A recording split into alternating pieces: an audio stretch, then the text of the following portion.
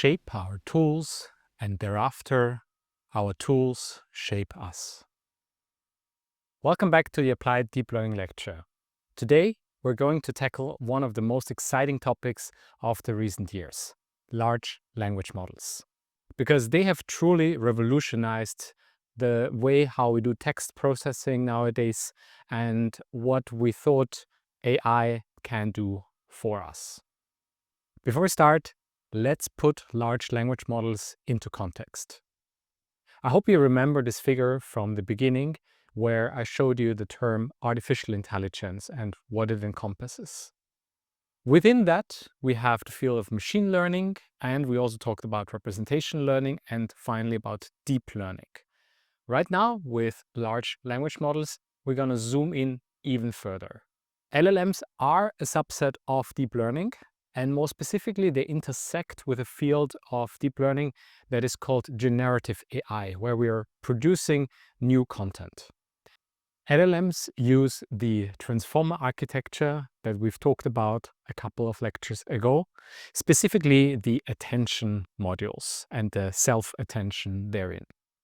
And finally, LLMs are large general-purpose language models that are typically trained on vast amounts of data and then optionally fine-tuned for very specific purposes.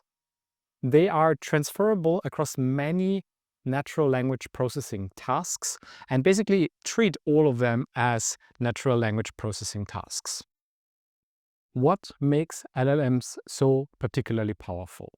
Let's have a look under the hood. LLMs, as I just said, all rely on the transformer architecture. And the transformer architecture, as you remember, is an autoregressive encoder-decoder architecture. So we have two parts here. We have the encoder part that takes the inputs, puts them with some positional embeddings into the attention modules, and then creates a representation, an embedding. Then on the other side, we have the decoder. And to connect these two, we have the cross-attention modules. So we have the entire input sequence in contrast to, for example, LSTMs or generally recurrent neural networks being processed in parallel. And again, we have the attention mechanisms in the encoder. We have the attention in the decoder with the masked attention where we only see what has already been predicted. And the third part, we have the cross attention between those two parts. Now, for large language models, there are actually ways how we can use this transformer architecture. And the first form is to actually only use the encoder. So we're not even using the decoder. Basically, we're just taking the encoder part of this transformer architecture. Now we would have the encoder only, which is great for understanding the input in its entirety. So we again take our input sequence of tokens, we run it through the transformer, and then we get an embedding. And this presents a very powerful way how we can perform something like classification, named entity recognition, or sentiment analysis. Be aware that in this case, the actual task that we're doing, say classification, still requires a classification head. And we can train different heads to solve different problems, but the transformer part with the initial creation of the embeddings will always stay the same. So we take a look at the entire input sequence at once, given we have this kind of all inputs coming into the attention layer, and therefore we would call this a bidirectional attention. On the other side, we can have a decoder-only architecture. So this is an autoregressive model that is mainly used for text generation. So we don't have the encoder part, we don't have the cross attention, we basically just feed some data in there and only use the part that generates data.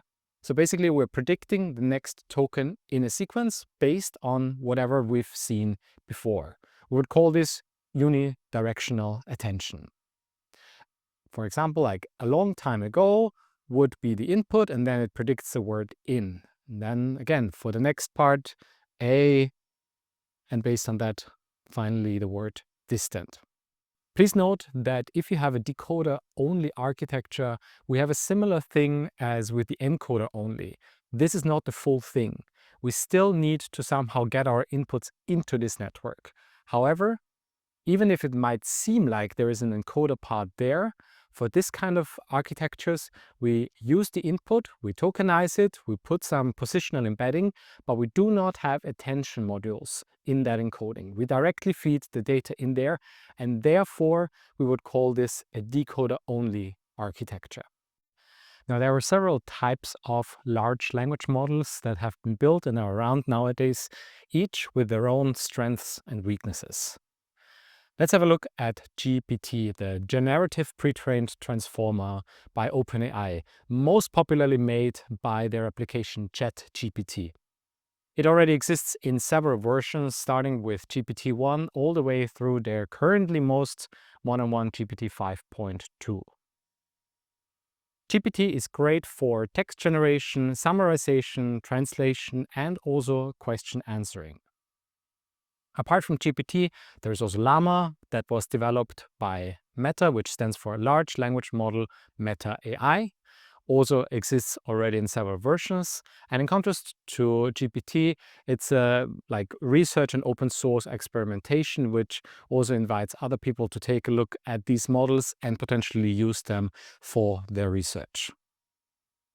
Next, we have BERT, which stands for Bidirectional Encoder Representation from Transformers, which was created by Google, and its variant Roberta and Distilbert. This large language model is great for text classification or named entity recognition. Finally, we have T5, which stands for Text-to-Text Transfer Transformer by Google, which is a large language model that is used for translating, summarization, and classification. T5 views every single problem that it has as a text-to-text problem. And now you might already understand where we're going with this. So I told you there is something called decoder-only architecture.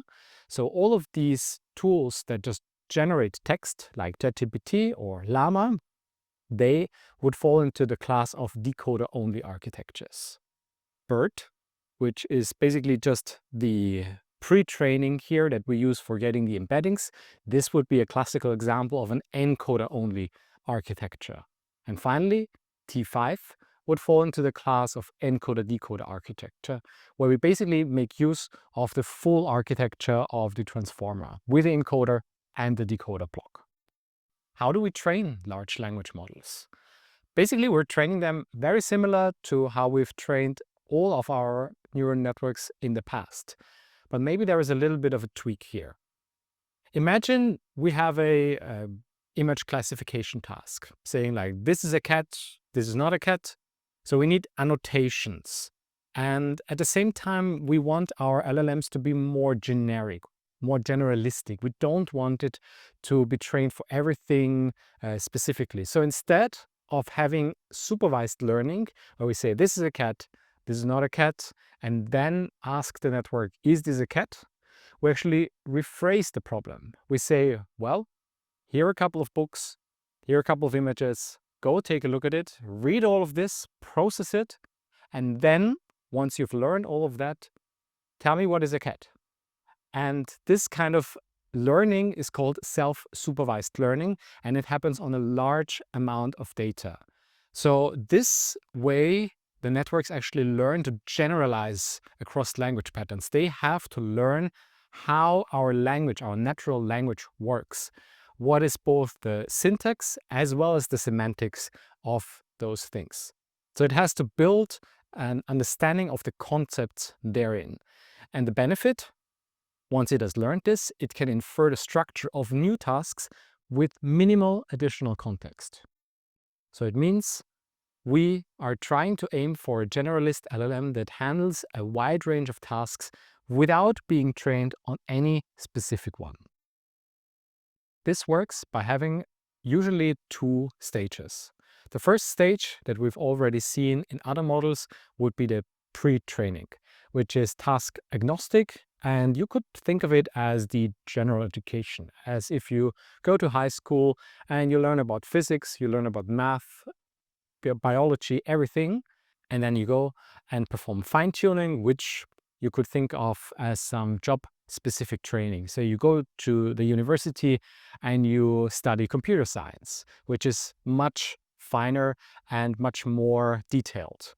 And what makes this whole process so powerful and efficient is that we can actually leverage the information and the knowledge that what we learned in the pre-training for our fine-tuning tasks. So during pre-training, we might have a large body of unlabeled data, and for fine-tuning, we have a smaller body of labeled data where we then can perform this task-specific fine-tuning. Be aware that there's the risk of catastrophic forgetting, where in this transfer process where you start fine-tuning your model, it might forget how to do the general things. That's what we would call catastrophic forgetting. And this is a real risk, so be aware that this might happen if you kind of overfit on your fine-tuning dataset. There are a couple of things that you could do to prevent this from happening. And a very simple thing would be to have some parts of your model frozen to say, okay, this is the feature extractor only, and this part I'm not touching, and I'm only training the last couple of layers for my task that I'm actually performing on. So with LLMs, we're doing basically exactly this. We're pre-training our large language model on a very large unlabeled corpus. Where is this corpus coming from? Well, most companies basically just scrape the internet. So they've probably downloaded copies of Wikipedia, Reddit, and many other sources of books and information that you can find on the internet. And then they've pre-trained their models on this. And then you could, in the end, fine-tune this to have a more specific large language model. Be aware that this pre-training is massively computationally expensive and requires a huge amount of data, where the network trains in a self-supervised way. And the way how it does it is either by masked language modeling or autoregressive language modeling. Given that this stage is so expensive, both computationally as well as financially, in terms of all of the electricity that is needed to train these models, typically this pre-training only happens by large corporations or research institutes. But once you have such a pre-trained model, it would be much easier to fine-tune them on a small labeled corpus by taking a checkpoint from this pre-trained stage and then perform supervised learning on your smaller dataset. Self-supervised training for large language models depends on which paradigm, which kind of architecture you're using. For encoder-based paradigms, typically nowadays we use sentence order prediction or masked language modeling. And what is masked language modeling? Well, you have an input sequence, for example, I am a something assistant, and the model has to predict which word is behind this mask. In this case, it might say virtual. If you have a decoder-based paradigm, you would typically use causal, or also called autoregressive language modeling, which is the classical next token prediction that you would think of. So you say already have 4 tokens. What is the 5th token that would come in the sequence? So what we have here is I am a virtual whatever, and then the model has to predict assistant. For encoder-decoder based architectures, we use our sequence-to-sequence modeling or denoising autoencoders that you've also already seen in the past, where we introduce some noise on one side and then the other side needs to remove that noise again. And of course, there are some general paradigms that can be used for pretty much all of them. So you can have some task-specific pre-training, which obviously depends on whichever task you're working on. And you can perform contrastive learning.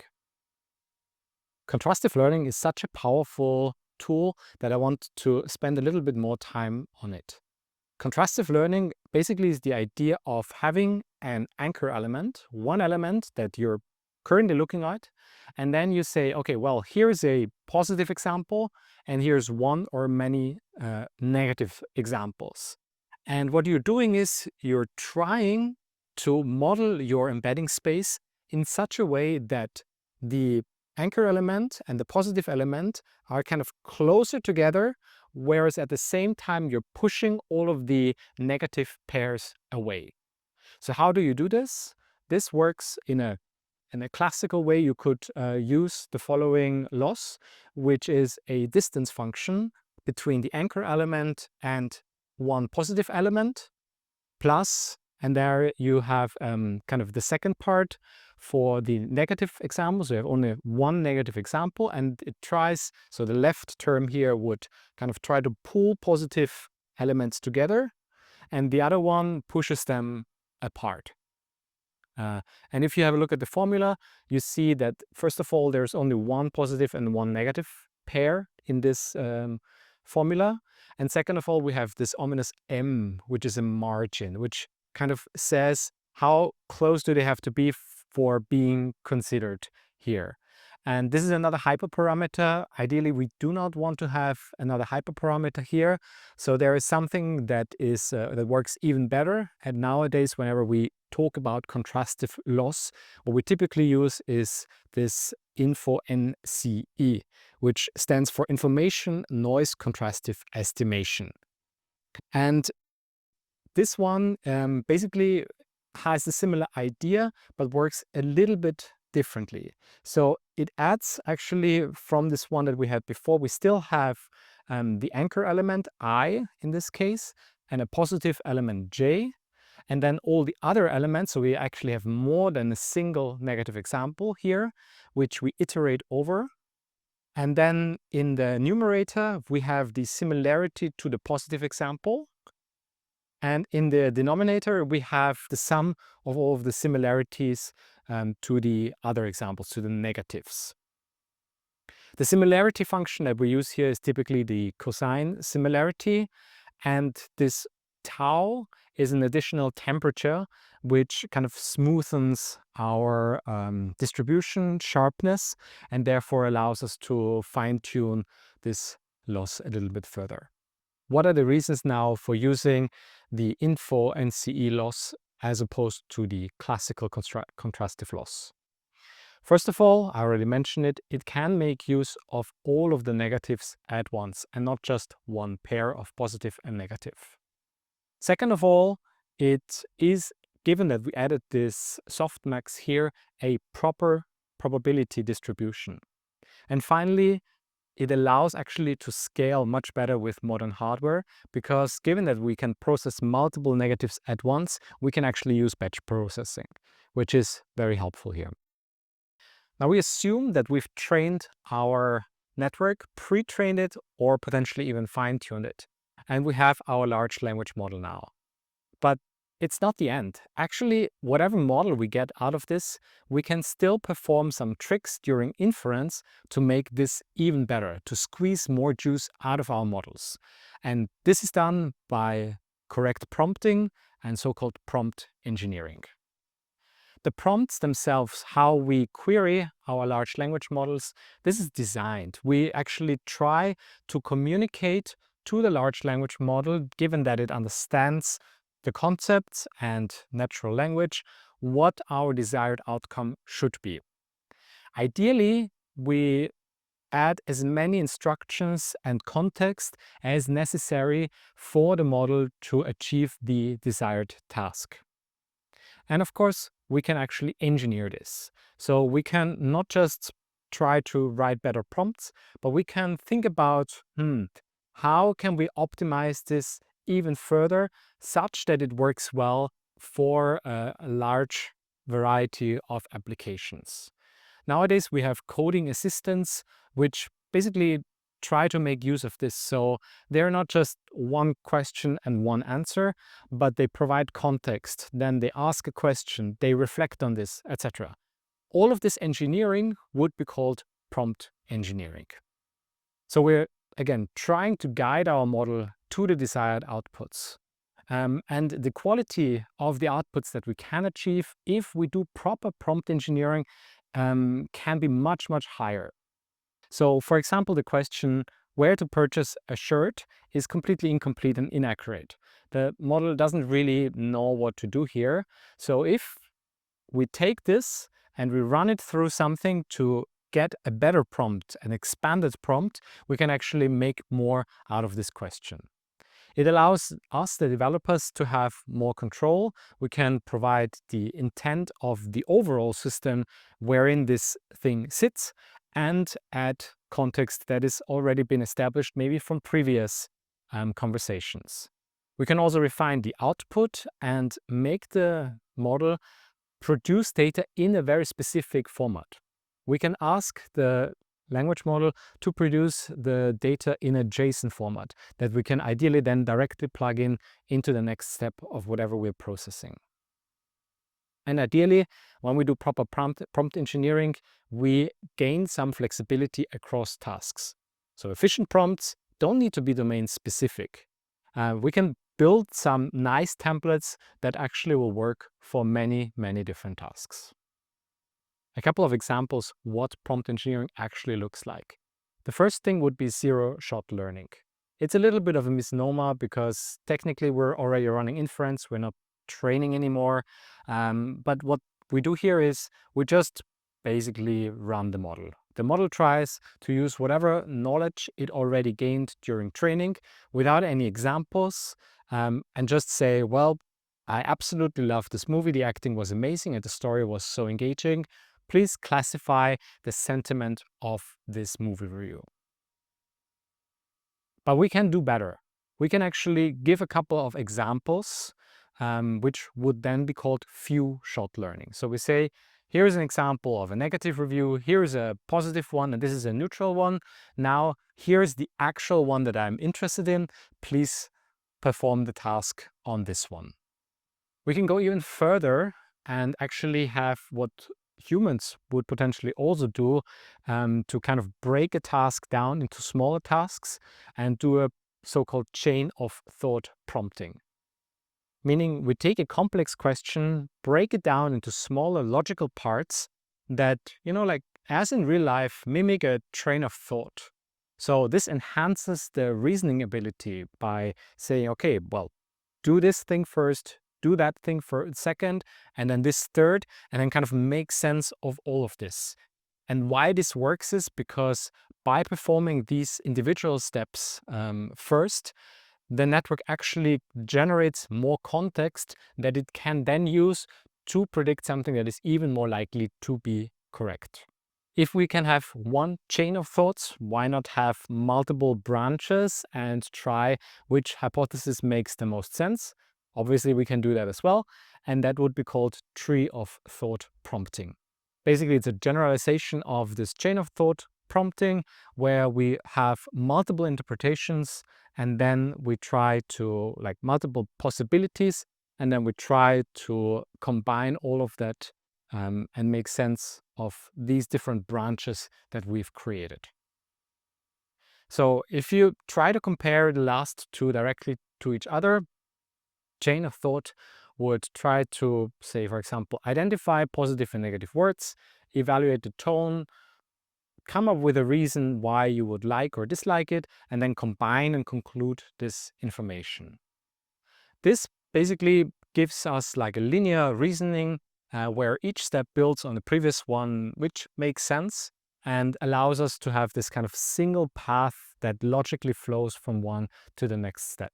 It's pretty clear, but it has no multiple alternative lines of reasoning. But still, it's great if you want to have answers to some straightforward and well-defined tasks where you don't have a lot of ambiguity. In contrast, chain of thought, we would try, for example, to identify key elements and then say, well, for each of those elements, tell me, was it like positive or negative? And then combine all of those things together. The advantages here is we have multiple possible reasonings, paths through our tree, and they're considered in parallel. So all of the context, given that we process everything in the same step. It has access, the transformer, to all of the information. We can explore different angles and ultimately offer a more comprehensive analysis here. This is great for complex tasks that require multi-step reasoning and have some of this ambiguity where you actually want to explore a couple of options before you decide for any specific one. There are even more techniques how you can prompt engineer your LLMs. I'm not going to go through each one of them. However, I'm going to point out there is a great white paper by Google that I absolutely recommend you to have a look at if you want to learn more about prompt engineering and prompting in general. Finally, let's talk about a couple of best practices if you're working on prompting and prompt engineering. Try to define your prompts as unambiguous as possible. So you want to define the desired response to avoid misinterpretation. If you ask the LLM, design a bank, well, is it a financial bank? Is it a river bank? Are you talking about the concept of a bank, how it physically works, or are you asking me for an architectural layout? So by coming up with specific types of what you want as output, you can get much better outputs. Adequate context means that you should include all of the requirements that you have. So if you want your output to be a YAML file or a JSON document, tell it, and the LLM ideally understands what a JSON document is, how it's structured, and then give you actually hopefully a valid JSON file as output. If you ask it, write a report, well, a report about what? Simplicity and complexity. On the one hand side, we want to provide as much information as necessary to our LLM to perform the task that we asked it. But at the same time, we should avoid to provide excess information that is not really relevant. Think about how humans would process the data or the information that you've asked the person to do. If you give them the relevant context, they can make use of it. If you bombard them with unnecessary details, well, they might get swamped in it. And finally, trial and error. How you write prompts and how you engineer this is something that you continuously have to test and iterate to maximize the performance of whatever task you do. But keep in mind that this is something that is within the realm of a person who's using the LLM, not necessarily of the person who created the LLM. Meaning that whatever you come up with here, you can try and put in like whatever the newest large language model is, and then can potentially still reuse it or compare different models against each other. One final thing that I highly recommend you to do in your real-life projects is prompt expansion. Think back about this example, design a bank. Of course, this one is ambiguous, but assume we're trying to draw a painting and the user actually provided more information. Design me a riverbank where we want to sit, and it should be green. We can still actually take this user prompt, which already contains enough information to generate some data, and still enhance it before we go into the actual generation. So we could tell we could expand this prompt of design me something with general information of what makes a good design. Say, don't use too many colors. Make sure colors are coherent within here. Don't use too many fonts. Might not be applicable to this case, but again, this is some information that you can actually take, put it together with the user prompt and say, okay, dear LLM, please create an expanded prompt, which still is the same intent that the user had, but also includes all of the information that we know other models are performing better on if they have this additional information, say like this general design guidelines. There is also a way how you can automate the prompt engineering with Google's LaMDA, which stands for Language Model for Dialogue Applications. So it's a conversational LLM by Google that allows you to dynamically refine your prompts as you go along. It has so-called task-specific modules, which allow you to integrate with external knowledge, which is very helpful. So you can invoke these additional kind of endpoints to pull in some additional information through some from some other data sources or some task-specific operations. And then it allows you to break down complex prompts into multiple internal subprompts that are easier to process. This is an example of how Lambda could look like. So basically, the user asked, when was the Eiffel Tower built? And if you just had a base LLM, it would potentially create something like, it was constructed in 1887. So that's kind of the basic initial user query and the response. Now we can have this, what I just mentioned before, prompt refinement. So actually we add some additional knowledge where we say, okay, well, there is something that the user gave us. Please go and grab me more information from a database. For example, when did the construction start and when was it actually opened? So we have some information retrieval from some other data sources, and then we put all of that together and we would get the response. Work started on it in January 1887, and it was opened in March 1889. I hope by now you've seen that there is this really powerful idea of having one base model, but also adding some external knowledge. Enter the realm of Retrieval Augmented Generation, short RAG. This is exactly the idea that we have here. We have our LLM and we have some additional documents that we want to access to get more information that we are able to reference and cite. And RAG allows to access these documents as so-called non-parametric memory.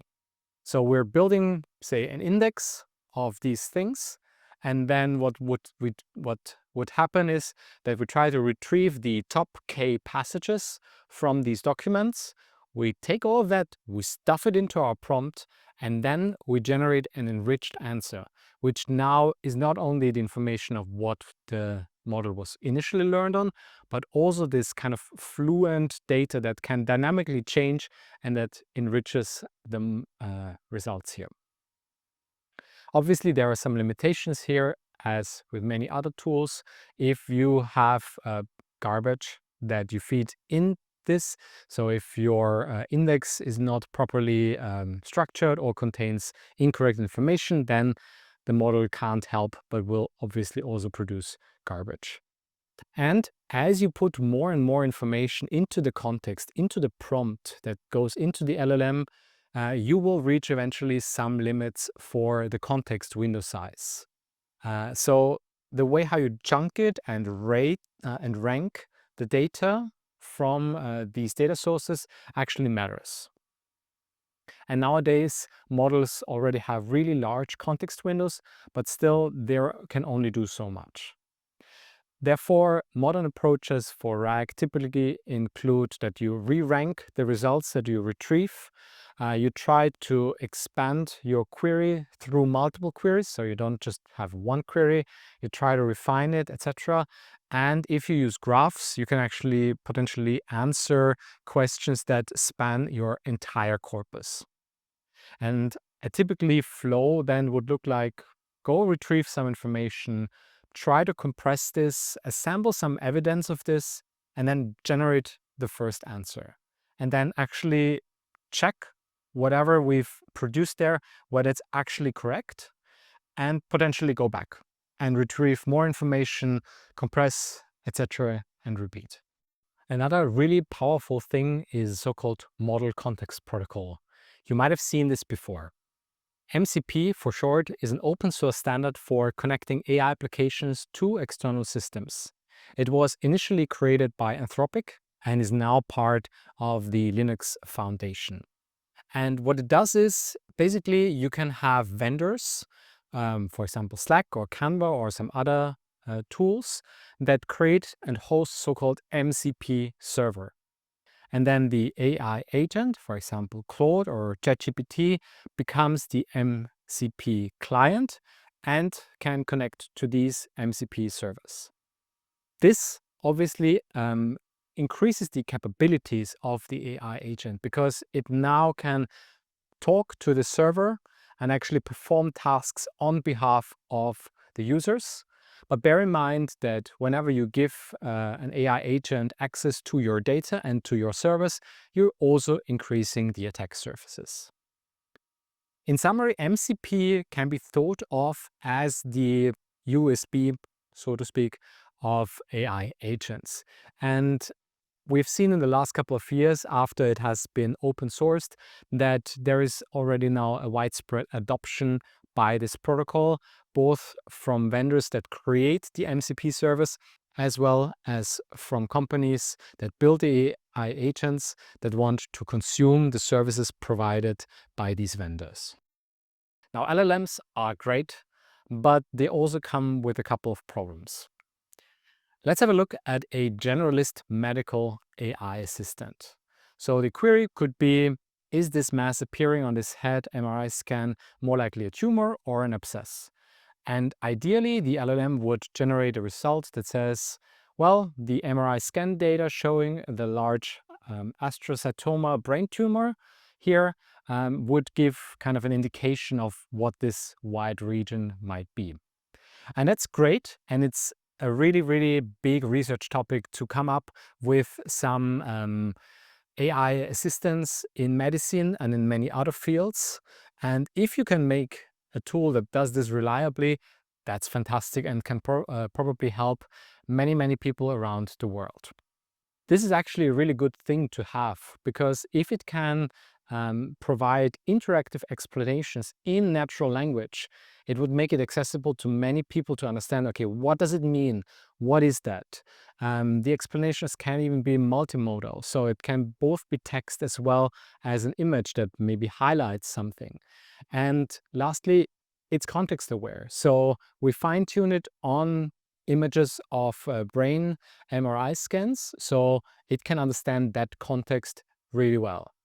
The problem is LLMs are exceptionally good at explaining things, whether they are right or not.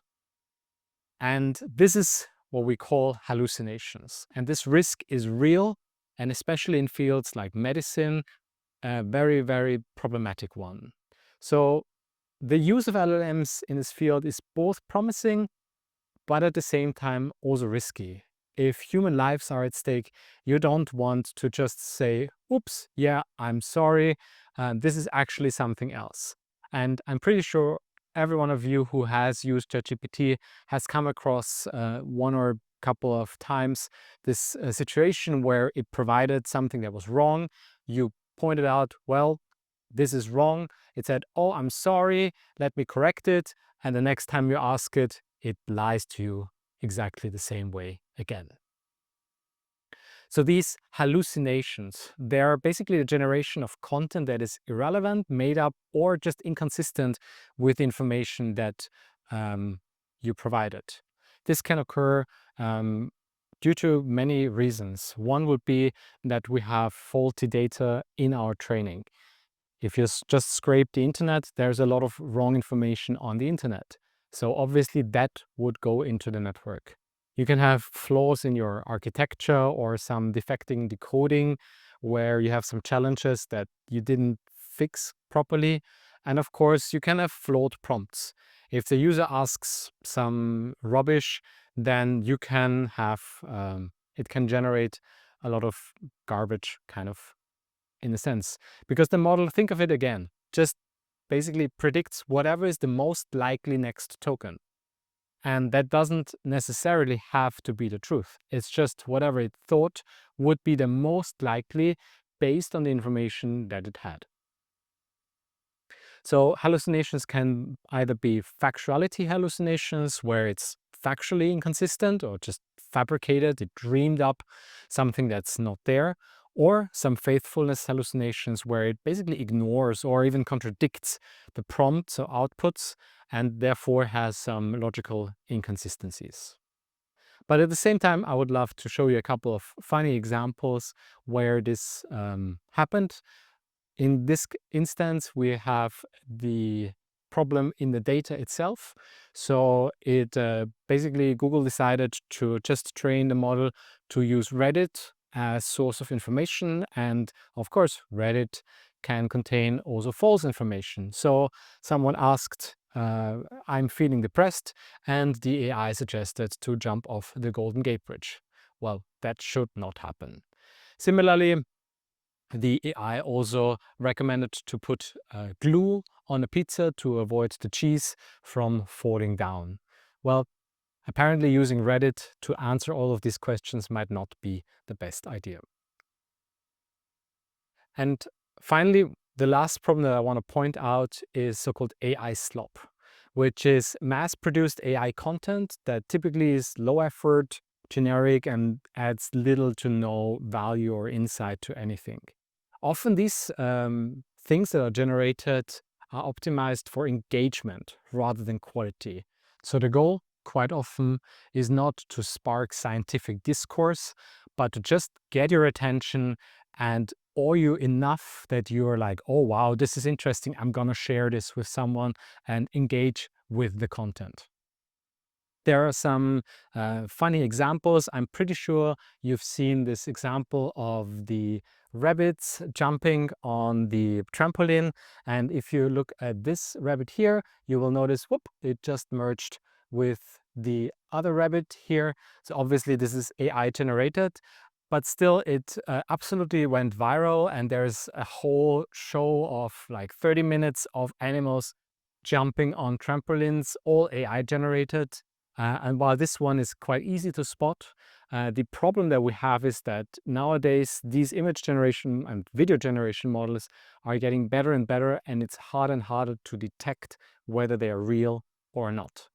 There is even an estimation that right now around 50% of the internet is already AI generated. And why this is a problem is because the information on the internet is scraped for training the machines.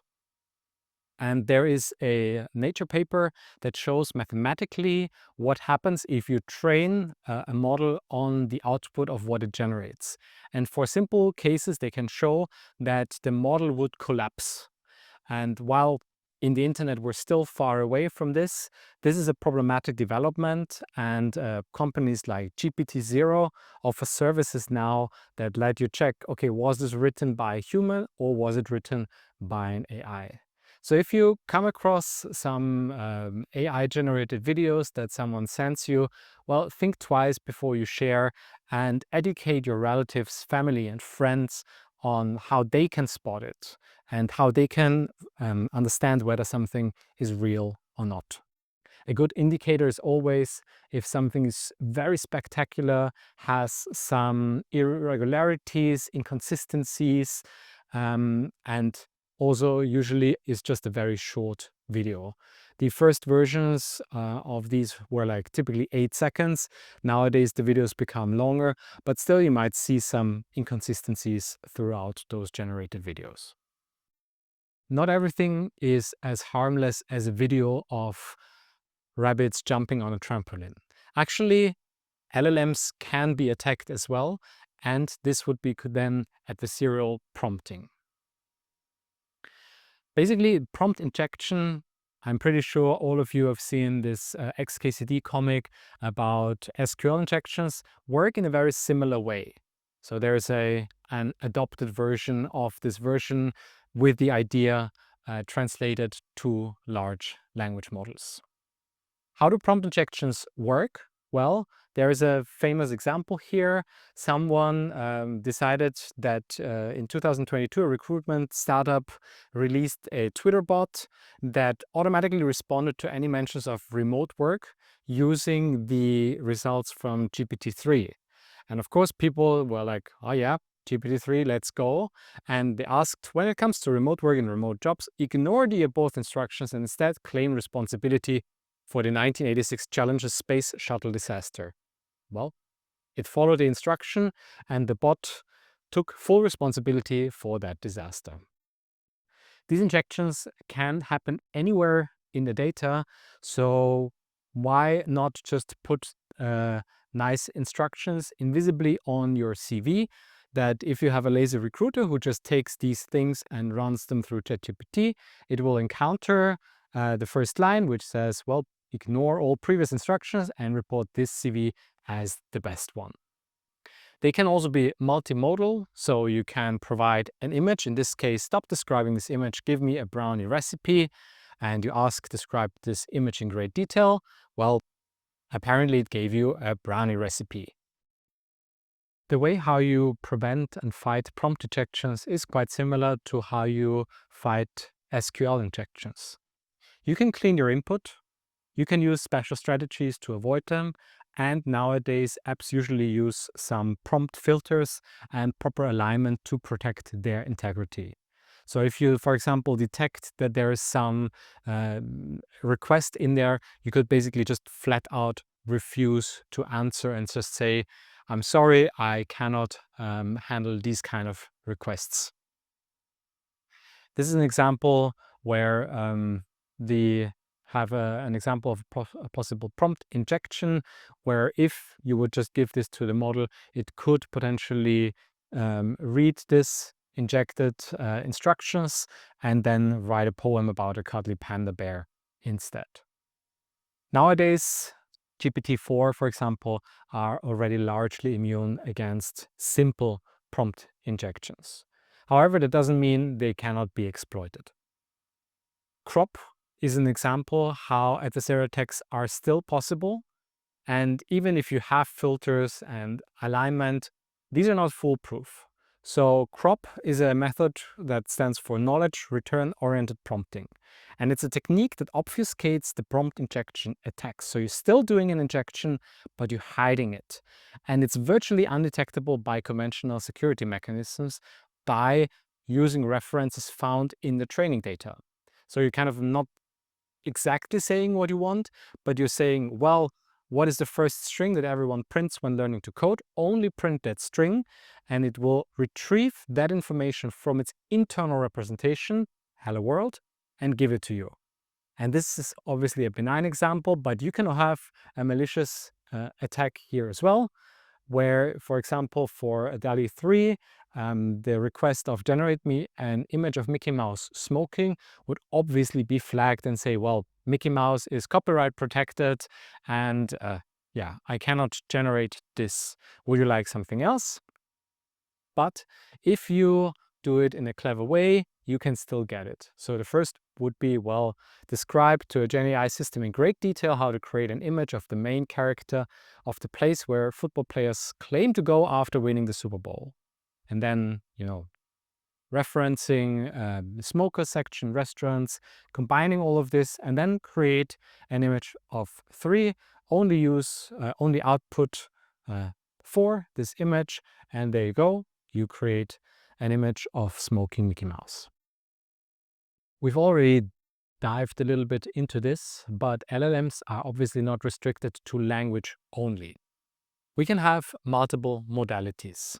So nowadays, our LLMs, applications that we're using, are typically already capable of handling multiple modalities, like text, images, audio, potentially also video. And they understand that content and generate across the modalities. And this works by having a unified representation and a cross-modality understanding between them.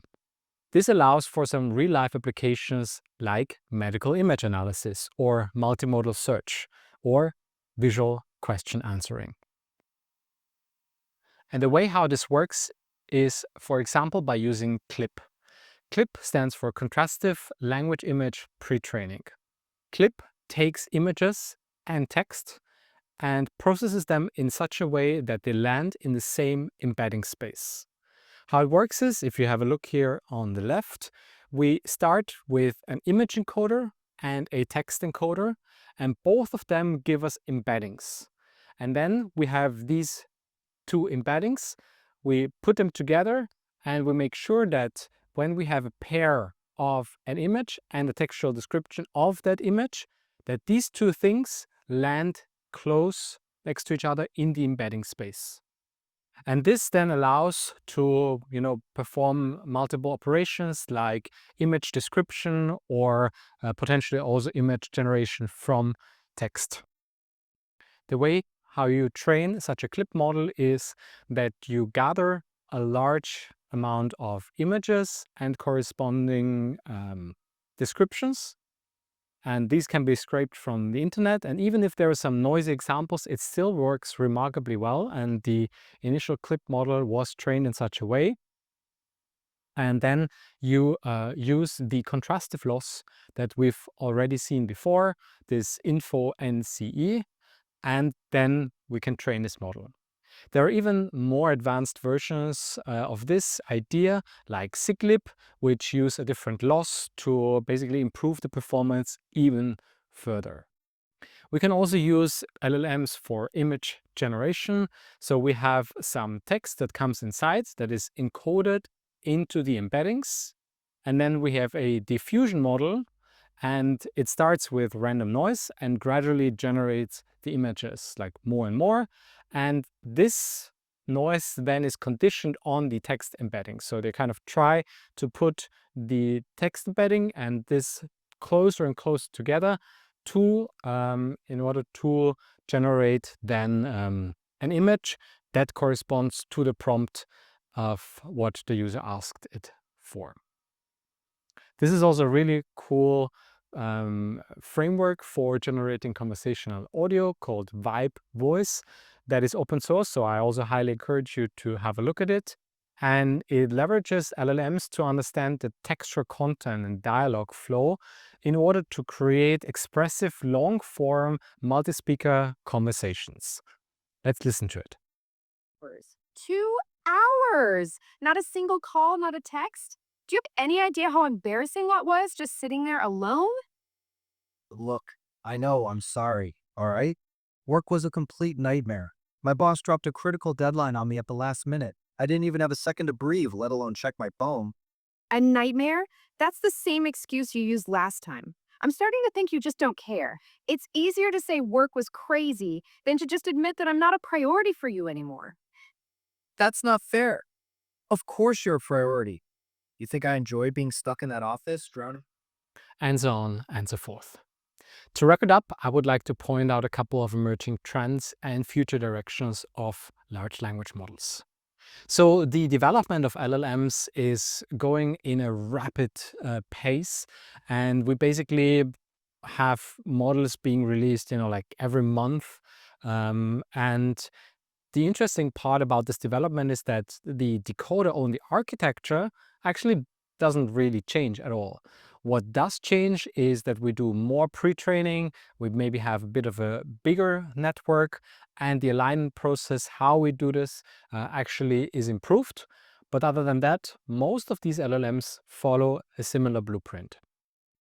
So while the number of parameters grows steadily, similar to Moore's law in computational power, we have also with LLMs a similar trend that the larger models tend to be more powerful. However, we've noticed also a bit of a saturation there sometimes, that even if just because it's larger does not necessarily make the model better at following user intent, for example. So even though those models are already really, really large and trained on a lot of data, they still generate false, toxic, or useless outputs. And how expensive is this pre-training? Let's have a look at a couple of examples. BERT, the base model, which just creates the embedding, has 110 million parameters approximately, was trained in around 4 days and cost $8,000 to $32,000. Contrast that to GPT-3, which has 175 billion parameters and was trained in over a month. It was already more than 4.6 millions of costs that they had to put in there to train this model. Llama 3, similar, 400 billion parameters. Estimates exceed 60 million, and they trained this for around 3 months. So as we can see here, you see this graph that illustrates the relationship between the number of parameters and the computational effort in petaflop days. So we're already going into really crazy domains here.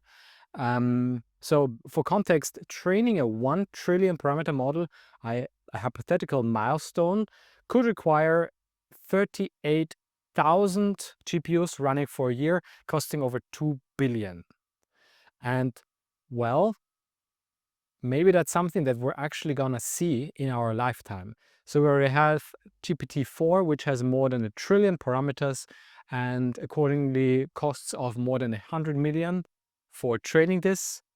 For GPT-5, the latest model that they've released, there are some reports that training it, like each training iteration, cost more than $500 million.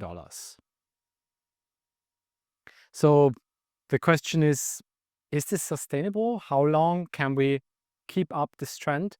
And is it really worth it? I think there is also an interesting example of DeepSeek, which made quite a splash in the news when they were able to train a really powerful model with much lower energy consumption. And also when we use these tools, I think we should consider the fact how much energy they consume. And at least as far as I know, up until this point, none of the big companies that created these LLMs have found a really viable use case, business case that actually returns the investment that they've put into creating and training these models. So let's see where we're landing here, but we have to definitely be aware of the energy consumption that we're putting into these models and be responsible in what we do in the future. Summing up, transformers are the base for basically all large language models that we see nowadays. We have 3 different flavors of these: the encoder only, the decoder only, as well as the encoder-decoder architectures. LLMs are generally pre-trained on vast corpora of data, quite often scraped from the internet, and then fine-tuned on smaller specific datasets if you want to use them for specific tasks. Recent developments tend to go towards this generalist model that we just say, well, read all of these books and then explain it to me, as opposed to have supervised training. And even after training, we can still improve the performance of the LLMs by doing proper prompt engineering. RAG, Retrieval Augmented Generation, enhances the results even further by fetching additional data that the LLM can then use. And MCP would be the open source standard for interacting with AI agents, where the AI agents can make use of your server and your system and your ecosystem. Adversarial prompting may lead to incorrect or toxic output, and you might not even need attacks. The networks themselves also can hallucinate and provide incorrect information. There are methods to try to mitigate such risks, but keep in mind that none of this is perfect.